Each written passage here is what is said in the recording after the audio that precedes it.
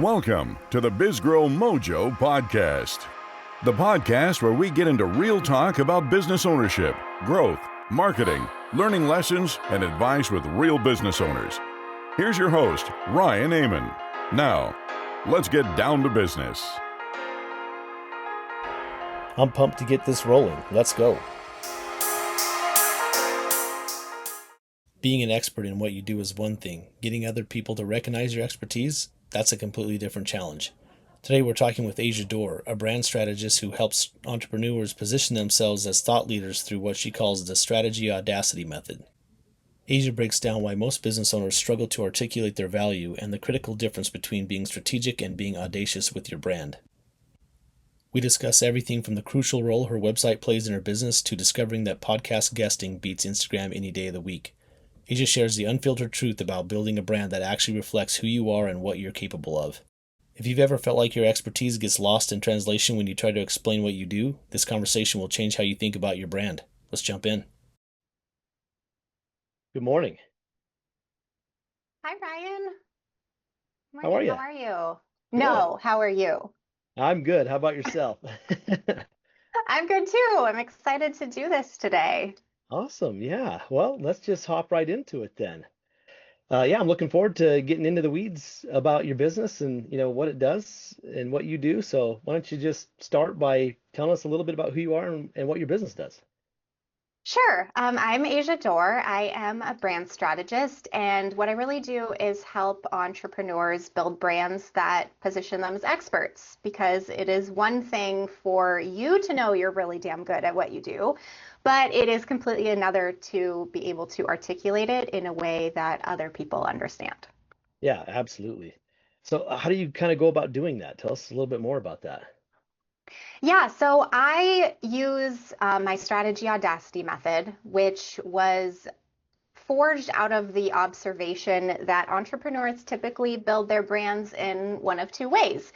Either they are super strategic, where they do everything by the box, they stick to their brand guidelines, nothing strays without outside, of the confines of what they believe their brand to be. Which is great because it is super strategic. With brand strategy, you need to have the strategy part.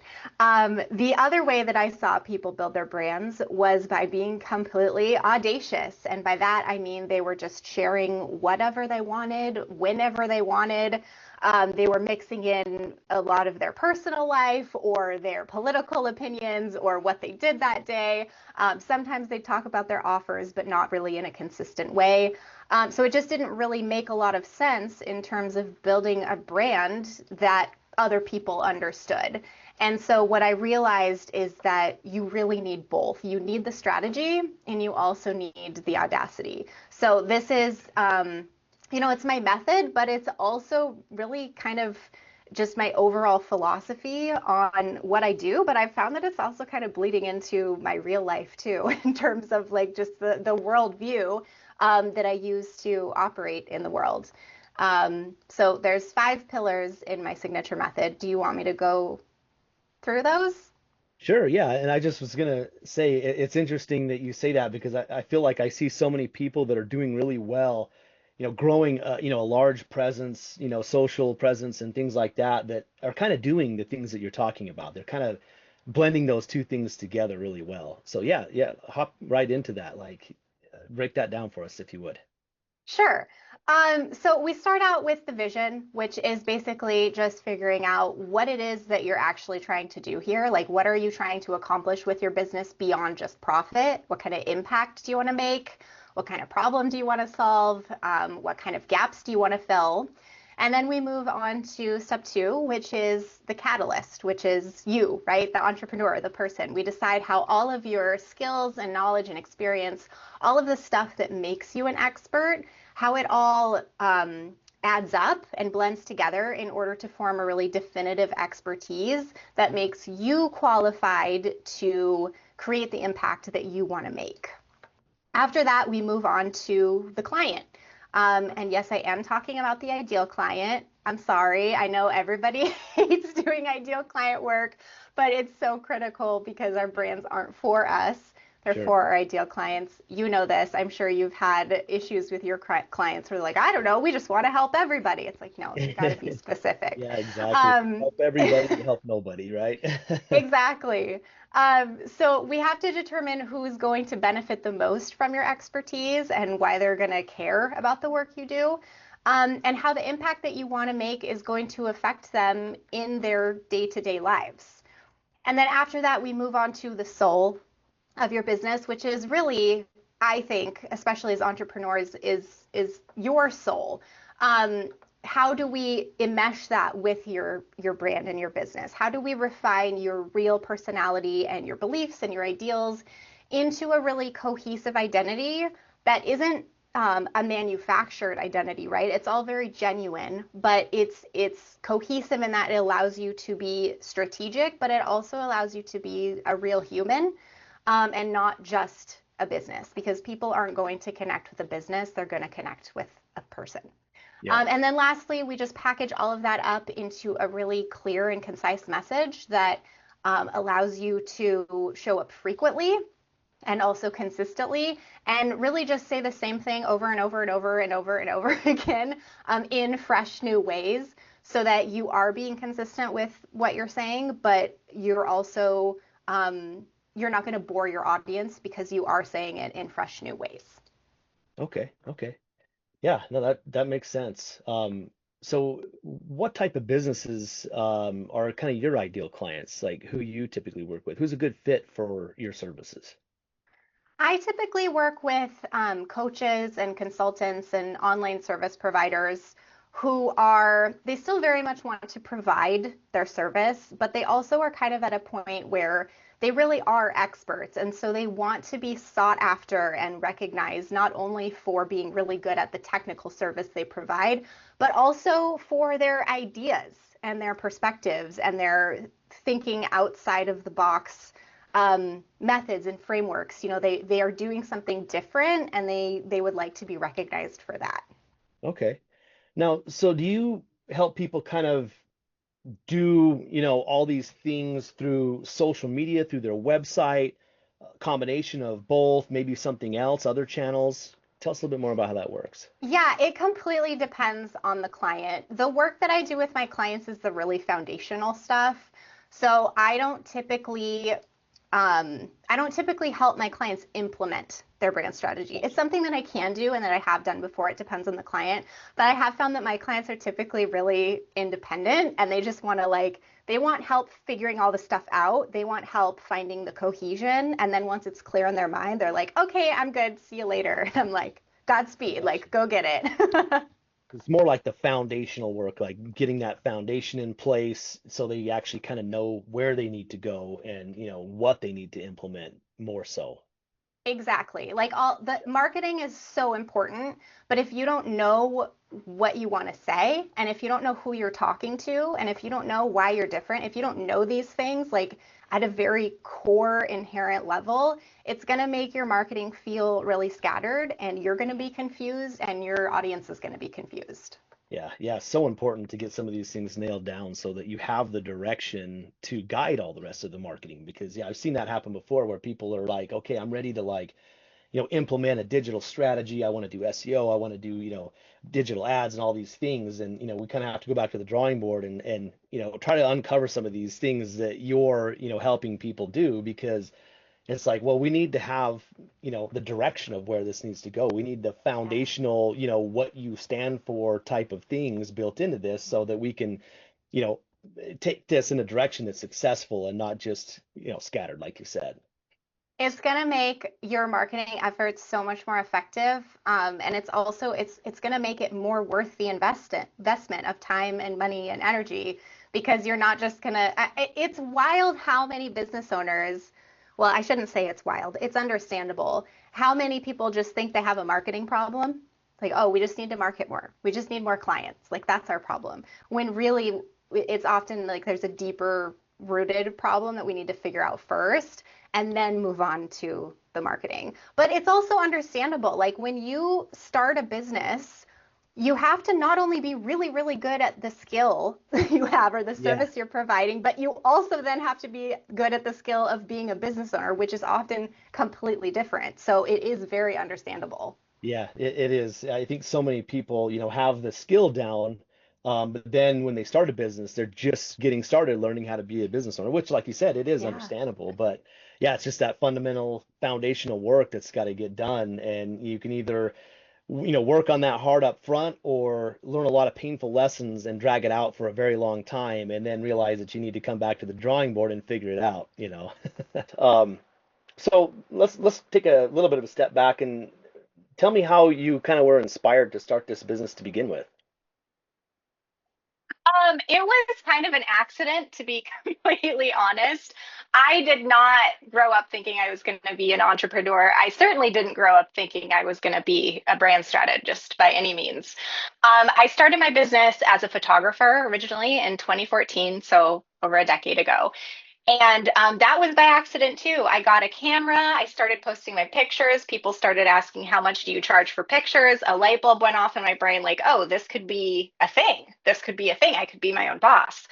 And then I moved into brand photography. And I realized very quickly that even though all of these clients were so brilliant at what they did, when I asked them to explain their brand to me so I could photograph for it, they had no idea what to say. They had no idea what their brand actually was. So the strategy piece became a really crucial part of my work as a brand photographer. And then in 2020, I realized actually the strategy part is the most fun for me. Like that's the stuff that really gets me excited. So I dropped the photography altogether and then have just been focusing on the strategy ever since. So I was not inspired. I just followed the curiosity breadcrumbs and it led me down the right path. That's awesome, though. I mean, it's great to figure out what that is that really, gets you excited every day and be able to focus on that because everything is so much easier once you figure that out.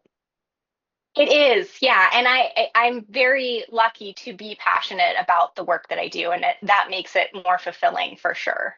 Yeah, absolutely, absolutely. Was there kind of like an aha moment that was like, okay, like this is what I need to be doing, that when you realize kind of what inspires you, was there, that moment that it's like, okay, like this is the path, like this is what I need to be doing.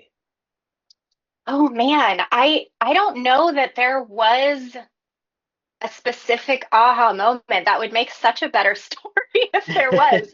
But to be honest, I think it was just the slow evolution.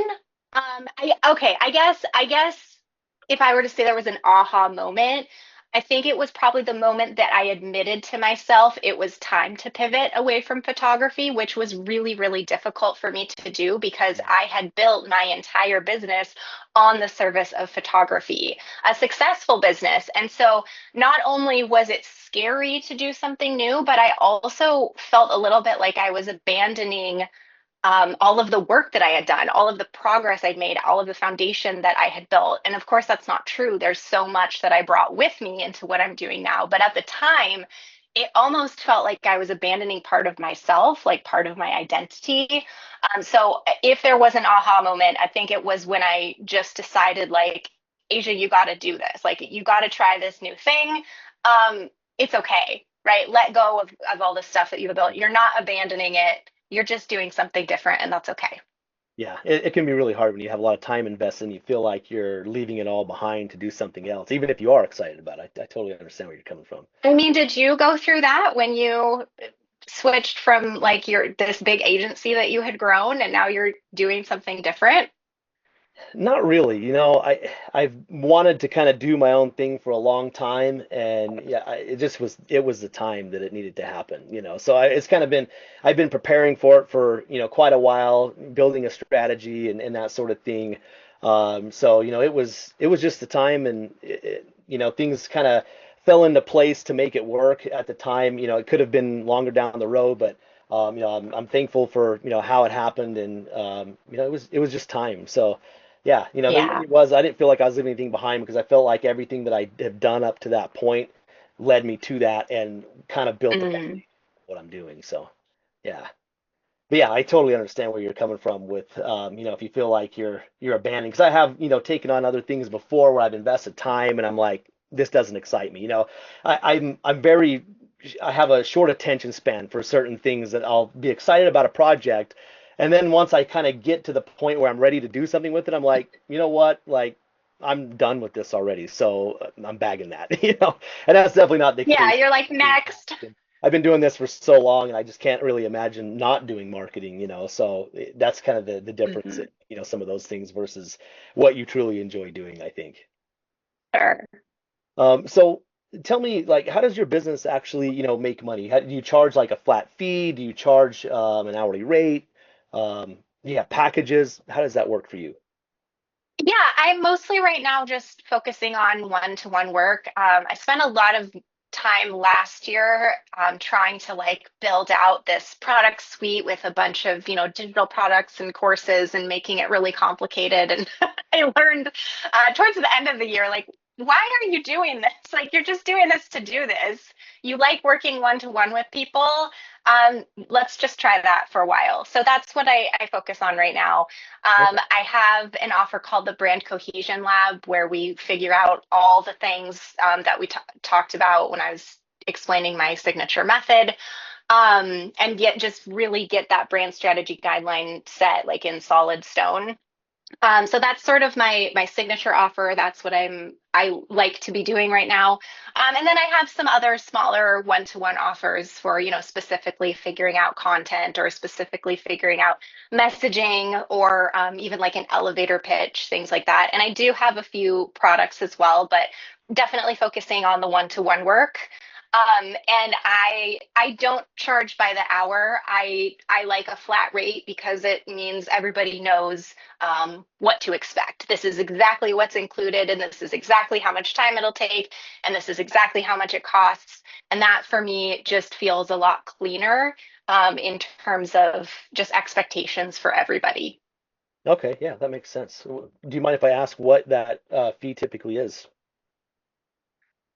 Sure. For Like your signature one-on-one coaching.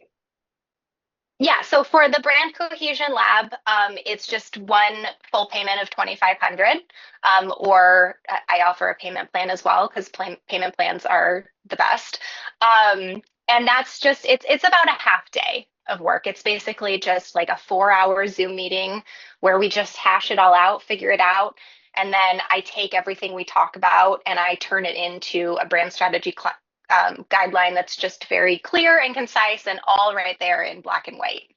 Awesome. Awesome. I like that. Seems straightforward, not complicated and easy to just understand like what you're getting and what you're doing. I like it. Yeah, I hope so because I feel like those are the best kind of relationships is when we can be very upfront about what it is we're doing here. Not just professional relationship, but any relationship really to keep that communication Yeah. going. Yeah, I totally agree. Were there any like early wins or breakthroughs when you started doing this that, was like, okay, yeah, like this is moving in the right direction? I feel like every time I have been very blessed. I mean, part of this is probably strategic, but I've been very blessed with like majority of my clients have been really truly like ideal clients. I've had a few outliers where things we just didn't quite click or there were communication issues, but for the vast majority, I work with my ideal clients like almost every time. And I think for me, it was just every time I worked with a client in any iteration of the offers that I have now, to have them leave with such clarity and feel like this is so cohesive now. Like I was so scattered with all of my ideas and like all of my methods and all of my education and just like all of my knowledge all feels so jumbled. And now I feel like it makes sense and I can go talk about it. Every time I had a client who felt like they got what they came for, just gave me a little boost in terms of like, oh, okay, like I do know what I'm doing. I am good at this, especially when I first pivoted. I wasn't trained in brand strategy. I just took what I observed and what I had learned not only from talking to clients photography or otherwise, but also from my own personal experience. And I figured out, hey, the stuff the branding industry is teaching isn't all necessarily correct. A lot of it is so overly complicated. Like, this is actually really simple. So every time I had a client success story, I feel like that gave me a little boost in terms of like, okay, this is working. What you're doing is important. Like, keep doing it. Yeah, yeah, that's awesome. Were Yeah. there any challenges that were a little difficult that you've overcome along the way? I mean, every day, Ryan, as an Right. entrepreneur, like every day there's something. Yeah, I don't know if I could like sum that up for a podcast episode. Um, Maybe a there whole there are series. maybe we do a whole series. There have been so many failures. There have been so many lessons. There have been so many hurdles. Um, whether it's figuring out like technical aspects, or whether it's figuring out my own messaging and what I'm saying, or new marketing strategies, or um, clients who become difficult, or whatever it is. um, there's constantly challenges. I feel like this is kind of a cop out answer, but it's true.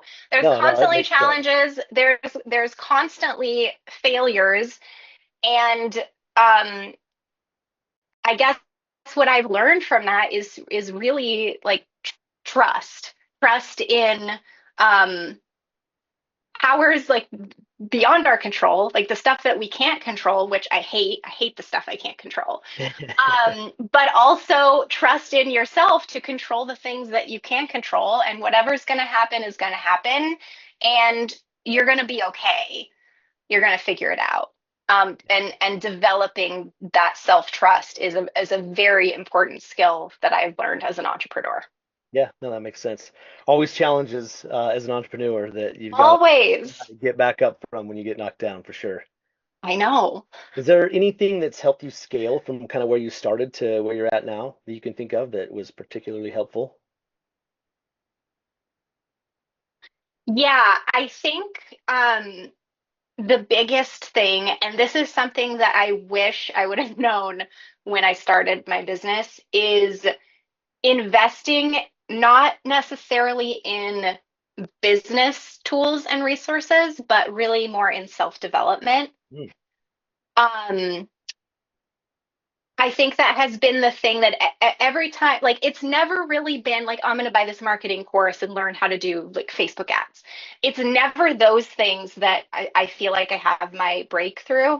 It's always learning about myself, whether it's something like mindset wise that has been holding me back my whole life and I had no idea, or it's about skills that I have or natural talents that I have that I'm like forcing away, or I'm not allowing myself to fully leverage.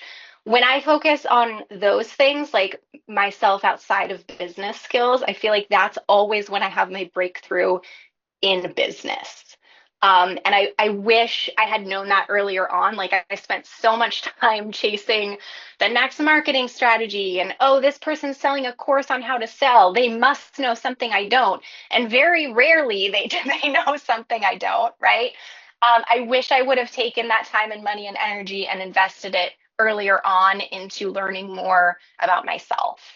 Yeah, yeah, I can see that. I think there's definitely a place for those, more technical courses and things like that because, you hit certain points Yes. where it's like, I need this, I need to figure this out, but also like, taking a step back and looking at your overall strategy and spending time on that and saying, questioning like, where is this going if I continue to do this? Where can this lead me? Can I change this to get a better outcome? And doing that work Yeah. is something that's so undervalued and can make so much headway so quickly. Truly. I think especially for people like me, people who are in at a point where they're like, okay, I am an expert in this. Now I need other people to know I'm an expert. When you are put in that role, it's really is a leadership role. And I think the best leaders know how to lead themselves first. And the easiest way to do that is to understand yourself. Yeah. Yep. Yeah. let's talk a little bit about marketing. What marketing strategies have worked well for you in this business? I find that, and this is kind of actually a recent discovery, which is kind of embarrassing since I've been a business owner for over a decade.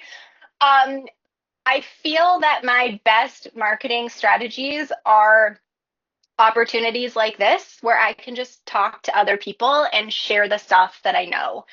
Um, I, again, I spent so much time marketing tactics. What are the sales strategies? What are the secrets? But really, when I just put myself in positions where I can talk to other humans and share what I know, and the more people who hear that, like the better, because I'm sharing good stuff that people need to know. Um, that's when the best opportunities, the most aligned opportunities, the most aligned clients. And the good thing about that is it feels like this is fun. Marketing in this way is fun. Podcast interviews are fun. Summit speakers are fun. It's so much more fun than like, okay, I have to schedule all of my Instagram posts for the entire quarter. Like, no, I'm not doing that anymore. So any opportunity where I can just talk to other people and share what I know and learn about them and build that relationship, that has been the most successful and the most fun in terms of marketing strategies. Awesome. Are there any unexpected channels that you felt have done well? Maybe those are, but Yeah, I think actually it was unexpected how much I would like this and how much success I would see, not just in clients, but in other ways too, like other opportunities coming, expanding my network with people that I can refer my clients to, right? Like all of those are wins for me. And I didn't start podcast guesting as a marketing strategy. Someone just asked, "Hey, do you want to be on my podcast?" Like 2 years ago, I said, "Sure." And then I was like, that was kind of fun. How do I start doing this more? And only this year did I really start taking it a lot more seriously. And I didn't expect that. So I think that really just speaks to, again, the self trust, but also just follow your curiosity and try stuff and see what happens because you really never know what you're going to learn and where it's going to lead. sure, yeah. Yeah. Um, is that the main way you find yourself attracting customers is like, basically like networking and speaking and that sort of thing? Yeah, I've found that just getting like being in conversation with people face to face is best really is what brings me the most aligned people into my world. It might not necessarily reflect the volume that I would get from doing something like joining a bundle to grow my email list, right? Where everyone like has a product for free and then everyone downloads the bundle and everyone grows their email list. It might not be in the volume of something like that, but I feel and this is like an ongoing experiment, so I can't say for Sure. sure what the results Yeah, are, but so far I feel like I'm attracting a lot more aligned people that makes it just a lot easier to for them to say yes because they feel like they already know me and they already have a relationship with me. that's awesome. Are there Yeah. any like particular events or platforms that you found are really good for these type of strategies? I have joined a few like podcast networking groups, whether on Facebook or I think you found me on Yep. podcastguest.com, any sort of platform where I can just be visible and be available in like a very simple, totally into simple marketing right now. And that just makes it really simple. I'm just, hey, here's me. This is the stuff I know. This is the stuff I want to talk about or I could talk about. Do you want me on your show? Yes or no? Like if it's no, that's fine. We can move on. But if it's a yes, great. Here I am. I'm available. Yeah, yeah, that's awesome that you can do that, and it just feels so natural when you can do it that way. That's cool. It And does. Yeah. were there any marketing mistakes you feel like you made early on that was like, oh, this was a waste of time. This was just, a waste of money or whatever. I feel like anytime I bought into a program that taught how how someone else achieved success, I don't want to say every single investment I made was bad, because that's not true at all. I think I've learned something in every investment that I've made. Um, but for the most part, anytime I try to slap someone else's successful marketing strategy onto my business, it just doesn't work. And it ends up not feeling good. And it ends up feeling like I'm putting in more than I'm getting out of it. And again, this is a lesson that I've been learning for 10 years. And I feel like I'm finally just now getting it. But I don't necessarily think that investing in those programs was a mistake, because like I said, I learned something every time and I tried stuff. I think there's so much value in just trying stuff and seeing what works and what doesn't, because you never know what's going to Different work for for your own everybody, every business. business. Yeah. Yeah. Yes. So that's like, yes, they were kind of mistakes, like hindsight is 2020, but I did what I could at the time.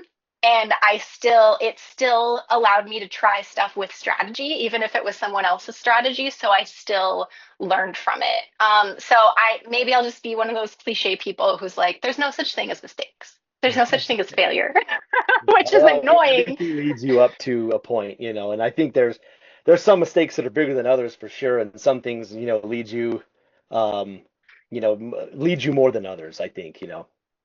It's true. Yeah, but it's all adding up for us. Yeah, Um, Even the failures. yeah, absolutely. Yeah, you can't be afraid to fail because entrepreneurship isn't for you if you are. Oh my gosh, it's so true. Also, sorry to anyone listening who's like in the middle of a really bad failure right now. That's like so You'll get through annoying to hear it. when you're in it, but like you will get through it and you will be Yeah, better for it. As someone who has failed a lot, more than succeeded, really, you'll get yeah. through it. I think entrepreneurship is just getting good at failure and learning from it, honestly. Honestly, yeah, that's all it is. So what role has your website played for you in your business growth? Well, I have an online business. I don't really like working with people in person. I kind of prefer the online. I find that it helps keep the boundaries of what the relationship is when it's online and when it's designated. I'm also very much an introvert. So anytime it's like, okay, we have 4 hours on this call, let's get to work, I think that that's helpful just for my energy.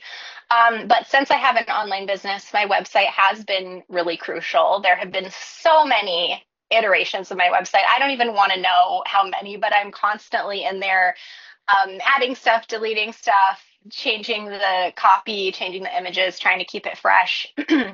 And I mean, I've had a few people find me via SEO, but I think what my website really does is it gives me a place to have my soapbox, to have my platform, to have my banner of this is what I do and this is what I can do for you. It gives me a place to send people. It gives me a place for them to get started working with me. So it really is, it's like a hub. It's like the Asia Dore hub. That's really where I want people to go if they're interested in working with me. So from an SEO standpoint, I don't know. I try, but it's definitely that was another, failed experiment. But it's still, I think, is important for me personally and my expertise to be able to send people to a place that really lays out the problem that I solve, and all of the information that they need in order to work with me is all right there. Yeah, yeah, I totally agree with that. I mean, SEO can be hit and miss, depending. There's just a lot that goes into it, but if you can get people coming to you, it's such a powerful place. But yeah, just having a website is so important. I mean, I see a lot of people that put so much energy into, their social media, which is great. Like you can grow from social media for sure, but there's things that can happen with social media that you could inadvertently break one of the platform's rules and get that social presence disappear overnight.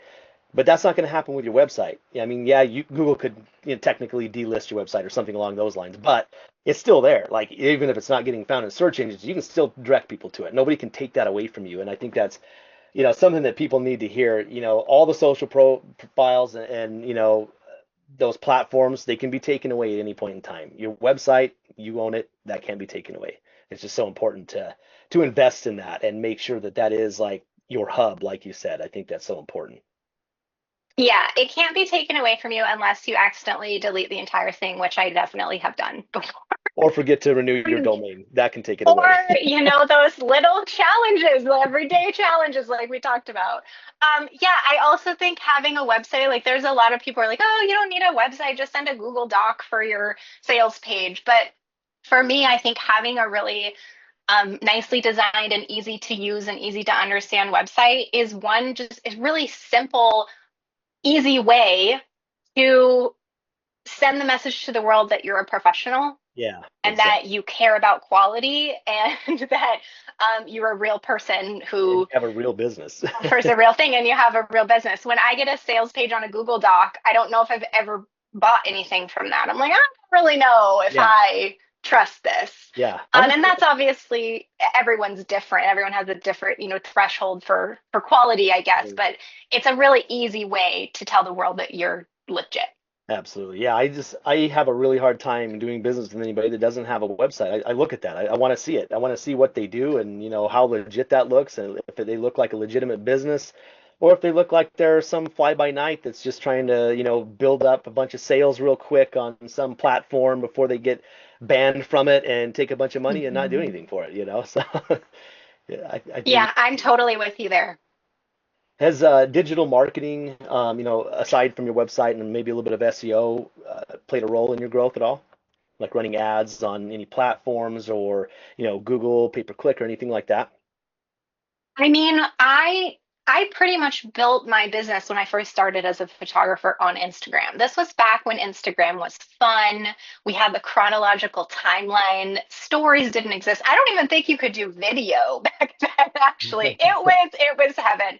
Um, and yeah, I built my business with Instagram. I did have a website, but that's not how people were finding me. That's not how clients were finding me. So now I hate social media and I will do anything to not be on social media. I really don't like what it's become. But there's a lot of people who do still like it and use it and are using it very successfully. So again, try stuff. Is Yeah. my advice. See what works for you. But regardless of the type of marketing, I think people really get caught up in the word marketing. But it's like, again, it's so simple. It's just telling people about your product or service. And especially with the internet, there are infinite ways to do that. There are so many ways to do that, and some that you probably haven't even discovered that. Well, you have, Ryan, because you're a digital marketing I'm sure there's expert, still but their plenty. listeners, yeah, maybe so. Um, so in terms of like, is there one thing that I've tried and has worked 100%? No, but I have tried a lot of different things and I've learned a lot about what doesn't work and what I don't like. And for me, that's um, almost more valuable, process of elimination. But I will say that regardless of which digital marketing strategy you try. If you have an online business, especially, like pick something. You have to pick Yeah. something. Pick something, hopefully, that you enjoy and that is successful, but you have to pick something. Stop overcomplicating it. Marketing is just telling people what you do, how you can help them. I like that. Have you found any tools that you feel like have helped your business run smoothly? Like tech tools, Yeah, yeah. I mean, or other. and I'm like not the person. I'm like pen and paper. Okay, pen and that's paper. That's that's important. my level of tech. I mean, I can do like my website's on WordPress, not to brag, but like I know how to use Best place to be. WordPress. It's complicated. Sometimes I delete my whole website by accident, but I am on there. Um, like particular tools, I don't know. I have one. I'm pen and paper, right? But I take notes on my iPad. My best tool is I got a screen cover for my iPad that feels like paper. Oh, So when I take client notes on my iPad, it's like not in a notebook, it's digital, so I can search for it really easily, but it feels like I'm writing on paper. more That's like the naturally. extent of my tech tool. Um, no, I keep it really simple. I have like Calendly that's like automated for people to, book a call after they buy something. I use ConvertKit for my email list. I found that that's really easy, especially for like automating a nurture sequence. Oh, awesome. But beyond that, like the more simple for me, the better. Well, there you go. You're using some stuff beyond pen and paper, though. I guess I am. I guess I am. Any automations you built into your business that have made a difference?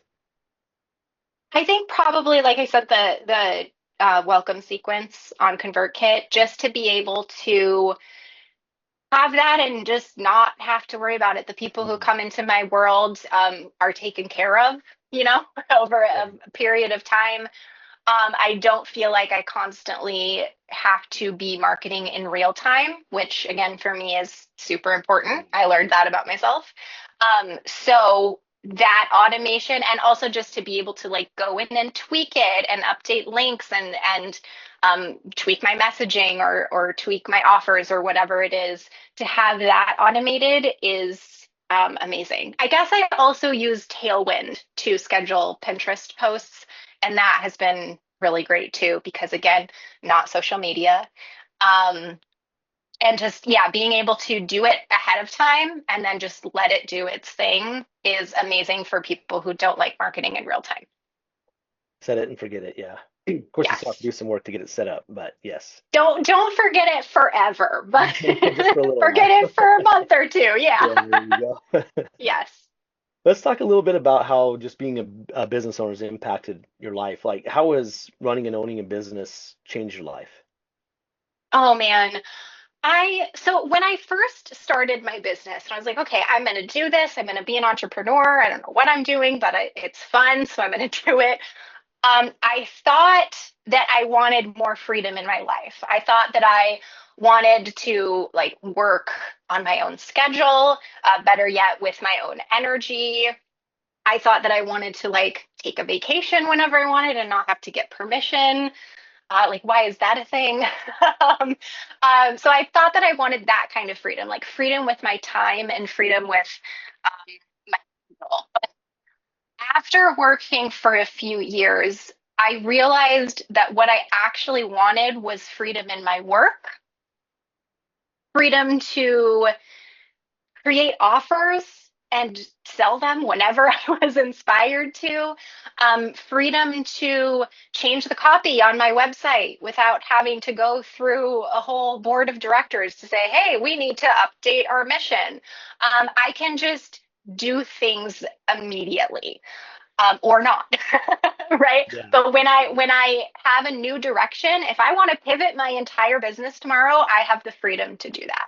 yeah, um, I have the freedom to communicate with clients however I want. And that, since my work is such a big part of my identity, like what I do is very tied into my fulfillment in life, having that freedom has made me just like an overall happier, more fulfilled person for sure. yeah. I totally get that. Just the red tape and not asking for permission is huge. That can go a long way. It is like I can't believe I did it for so long. I think there's a lot of people that can relate to that. Yes, quit your day job. Just make sure you get a plan in place first. Yeah. Or, Or wing it. Figure it out or as wait. you go. I think we're Either all way, still you'll be figuring it out as fine. we go anyway. Either way, you'll be fine. Do you feel like you've achieved success in your business? What does that look like to you? Ryan, you're asking me some really hard questions.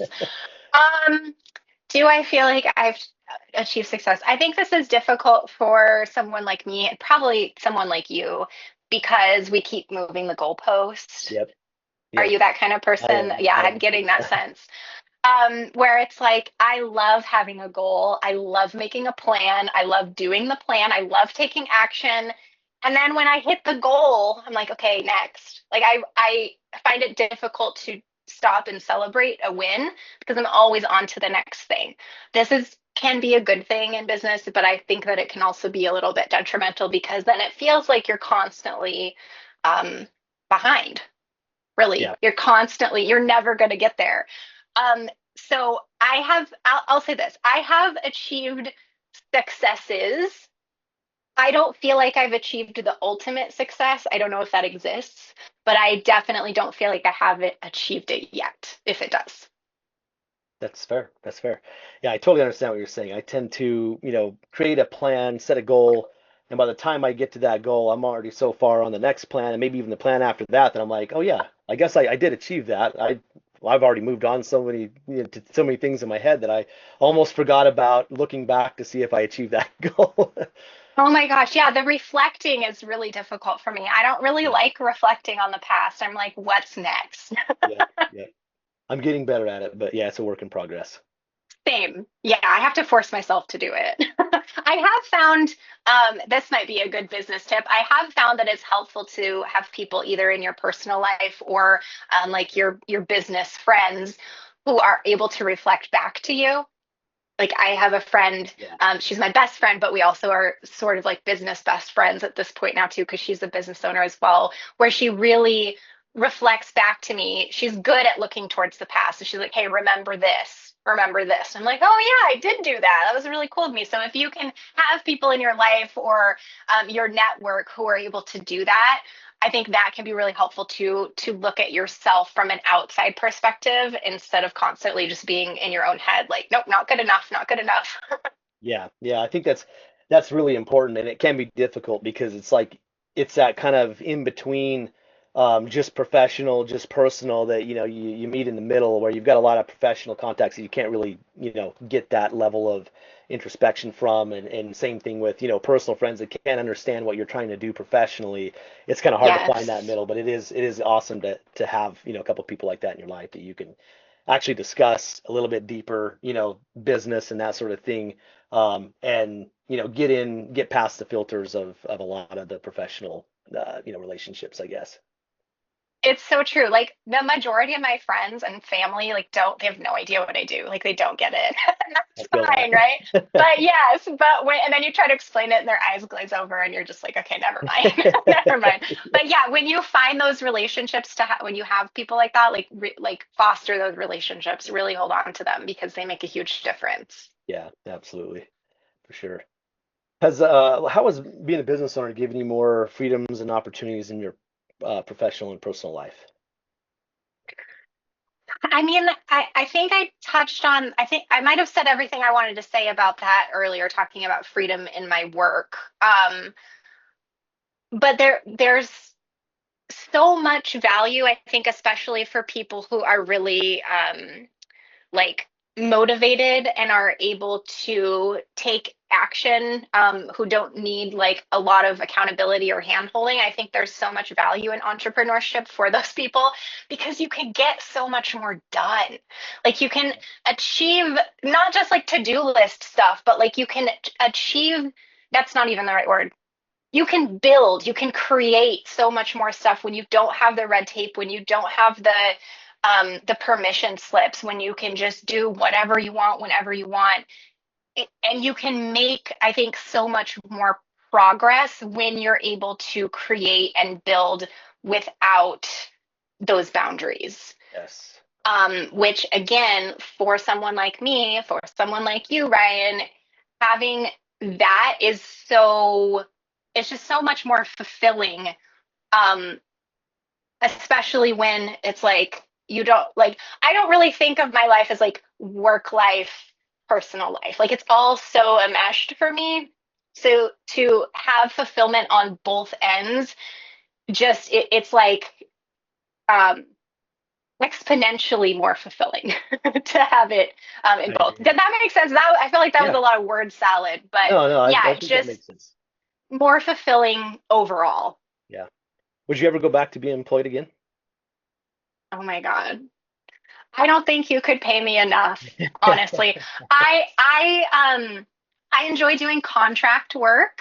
I enjoy when I can utilize my skills, and someone wants to pay me for that in maybe a different capacity than like working one-to-one with someone, like if I'm consulting or something, that I find enjoyable. But that's also like the expectations are all set up front. The contract is set up front. This is what I'm doing. This is when I'm doing it. Don't micromanage me. I'll get it done. I don't think that I could be an employee and enjoy it in like a true employee capacity. Again, shout out to anyone who can, but that it's not for me.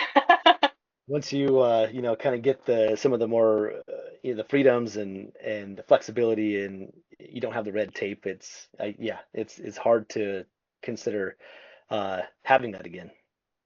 It is. And I mean, I also like before I started my business, I had so many jobs. I worked in so many industries and I had so many bad bosses. Like it's amazing the people who make it to management or boss positions. Like how did you get here? Um, and it's just, yeah, I don't think I could. It would have to be like a reality TV show. Okay, okay, that's fair. Is there like one tip or a piece of advice that you would give that you think all business owners need to hear? I hate saying this, but trust the process. It's like the best advice and also like the most infuriating advice, especially for control freaks like myself. But People that are impatient it's like myself. yes, like we want what we want and we want it now and we want it in this way. No, trust the process is like the best advice I could possibly give. Like you can't possibly know your path. You can't possibly know that you're going to be a brand strategist one day and be on podcasts talking about the fact that you're a brand strategist. Like I never would have guessed that, but on the path here, I learned to trust the path. And the more I lean into it, the more fun I have and the more opportunities that just come to me, honestly, kind of magically. Um, or at least it feels like magic. I've obviously put in a lot of work to get to the point where I'm at now, but it feels like magic because of how simply it arrives, how simply those opportunities arrive. So yeah, that's my really annoying advice is to trust the process, but I promise it works. Absolutely. Yeah, it can be hard to do when you're getting things going and things aren't coming together as fast as you want them to. But yeah, you just gotta take a step back and remind yourself why you're doing things and what the potential outcome can be so you can stick to the path and not veer off too soon before you know if it's gonna work or not. Right. Don't give up 5 seconds before the miracle. Isn't that what they say? Yeah, yeah, Which, exactly. yeah, again, is so annoying, but it really does work. But true. Control what you can control and then trust the Yep. process. Yep. Do you have any advice for somebody that maybe wants to get into doing something similar to what you're doing along those lines? Is there any advice you would give to that person, maybe to your past self when you just got started? The advice that I would give someone who is not just looking to get into brand strategy, because who wants, like, grows up and wants to be a brand strategist? Might be The surprised. It might be. The advice that I would give to any expert who wants to be recognized for their skill set and who wants to offer their service in a really specific way for a very specific type of client is to figure out 4 things. Exactly what it is that you do, which seems kind of simple until you sit down and try to say it in like a sentence or two, especially for experts who do know so much. Yep. Number two, figure out exactly who you do it for. Again, I'm talking about your ideal client. I'm so sorry. I know everybody is sick of the ideal client avatar worksheets, but really dig into their psychology and not just who they are, but also who they want to be and how your product or service helps them become that ideal version of themselves. Number three, figure out how you do what you do differently than everybody else who offers the same thing as you. What makes you unique is not what you do, it's how you do it.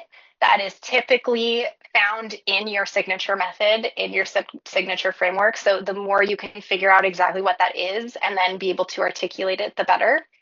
And then number four, figure out why the hell any of it matters. like from a very zoomed out, big picture impact on the world perspective. Because when you understand that, it's going to help you figure out why people should care. And if you know why people should care, it's a lot easier for you to talk about it. So, really simple. And that's really what branding comes down to, is figuring out those four things. And then lastly, go talk about it. Go talk about it anywhere, everywhere, to anyone who listens. That's great advice. I mean, I think you put it very well, and it was really well articulated. I've done a lot of those things myself, but after hearing you say that, I feel like I need to listen to this after we're done and go through it again just to get that clarity, because you articulated it so well. So thank you for that. That's really good. Is there anything that Well, thank you. you would do different if you had to start over again?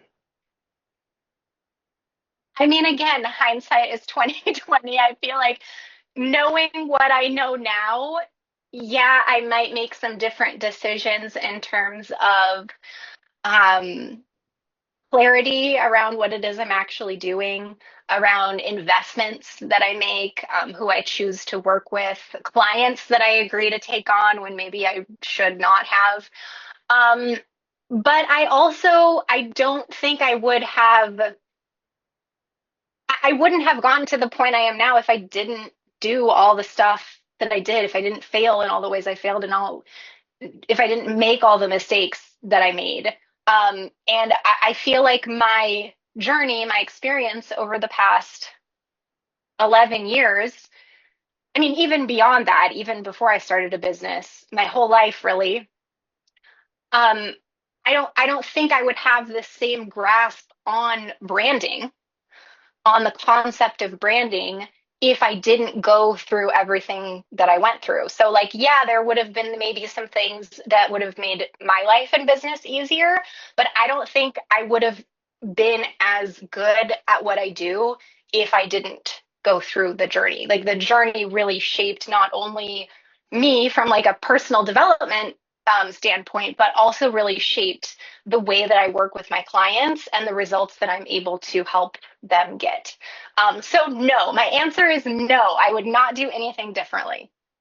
That's fair. That's fair. No, that's good. Um, I think you kind of touched on this earlier, but remind the audience again, who's like a great fit to work with you, for the opportunity that you have available here. Sure. I have found, I mean, I've worked with clients in all kinds of industries, product-based businesses, service-based businesses. The cool thing about branding is that it's applicable regardless of occupation. Like, I really, truly believe that. If you are a plumber, I can help you build a brand that positions you as like the type of plumber you want to be, right? Um, but I have found that I work best with online service providers, people who are coaching in any capacity, um, consultants, people who are hoping to really become more, not just a service provider, but a thought leader, even if they haven't really made that connection in their head yet. But they really do want to be recognized and sought after for their ideas and perspectives just as much as the actual service they provide. I find that those types of clients get the most out of working with me in terms of continuing on their business journey. You know, they're typically at a place where it's like, I know I'm an expert. I have all of this knowledge. I have all of these experiences. I've developed these frameworks, but it's all just a big jumble in my brain. It's also obvious to me, but when I try to explain it to other people, like, that something is lost in translation, they just don't get it. I really need to find some cohesion so that I can go share my message really confidently, so that I can go write my book, so that I can go speak on stages, whatever it is that they want to do next. They need that cohesion first as like a stepping stone in order to feel really confident as they do those sort of next level things in their business. Yeah, that's great. And I think people undervalue and underestimate how powerful it is when people are coming to you as a thought leader versus you going to them, or just, barely getting noticed or found enough to get business. When people see you over and over and they hear some of the things you have to say, and they start to follow you and see you, in all these different places as this position of authority, they're coming to you already warm, or their hands already half raised, at least, if not, completely, all the way up. And that's a very different position to be in than just trying to get enough business to survive and keep your head above water, because typically people, once they get to that point and they are recognized as a thought leader, they'll have people coming to them that are ready to sign up. They can charge premium prices for their services, and a lot of times they'll have more business, and they can start weeding out the type of business that they really don't want, and focus a lot more and be a lot more fulfilled working with the type of business that really is a good fit for them. Yes, I love how you said that. And like really what you're saying is like it makes your business, when you position yourself as an expert, it makes your business more effective because you are attracting the right people who are not only like a good fit personality wise, but also who truly want what you have to offer. And then more importantly, are going to go do something with it after you're Absolutely. done working with them. Yeah.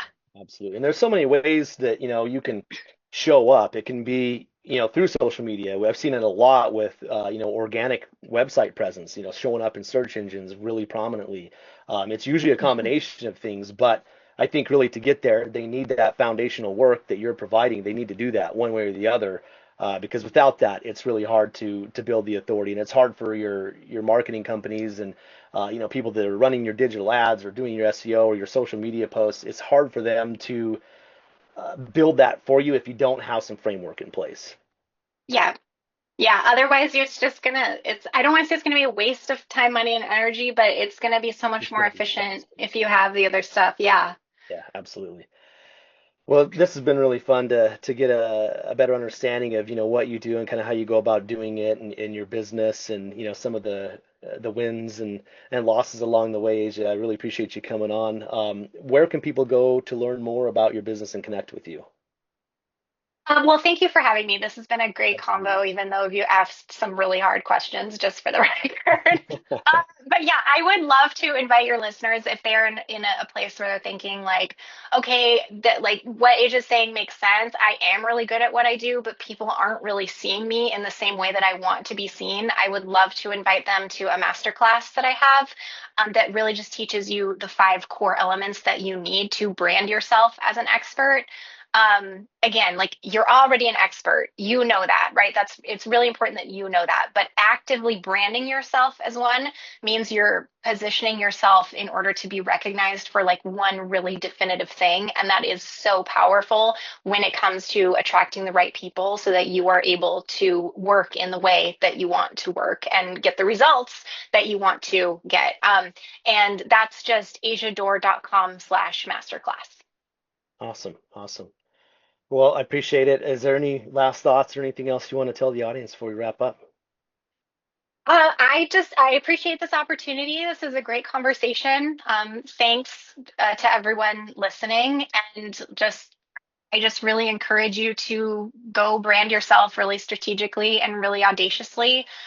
The more willing you are to leverage your expertise, the better off the whole world gets. Like, yes, it's better for you, but it's also it's better for all of us because you are offering a solution that people need. It's true. And the more right people who know about it, the better. It really is that ripple effect. Like if you want to change the world with your brand, you do that by strategically and audaciously claiming to be an expert. Absolutely. Well, thanks again, Asia. It's been great to have you on. Yeah, everybody needs to go get that clarity and get that foundational work done, because it'll speed everything else up. Right, Ryan, thank you so much for Awesome. Thank having you me. so much. Appreciate it. Have a good one. Okay, bye. Bye. You've been listening to the BizGrowMojo podcast with Ryan Amon. Make sure you like, follow, and subscribe so you don't miss an episode. Thanks for listening. We'll see you next time on the BizGrowMojo podcast.